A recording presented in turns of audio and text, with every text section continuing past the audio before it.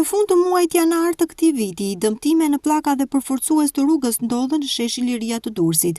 Pasi problematika u shfaq në media, në teren nuk munguan punonjësit për të riparuar dëmet.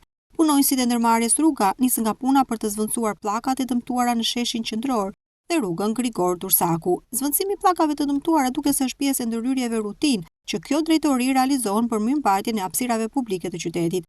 Dëmtimet më të mëdha të pllakave janë sidomos përgjatë kanalit të kullimit që përshkon sheshin Liria, por ndërsa shpesh në sheshin vjen re punonjës të bëjë riparime, pyetja që shtrohet përse ndodh përsëri e njëjta situatë, veç apelit që hapësirat publike duhet të mbrohen, shqetësimi është dhe cilësia e punimeve në një nga investimet më të rëndësishme të qytetit. Në vitin 2008, Bashkia e Durrësit ideoi projektin për rivitalizimin e sheshit Liria të qytetit dhe hapi një konkurs ndërkombëtar me vlerë 5 milionë euro si pjesë e projekteve të rilindjes urbane.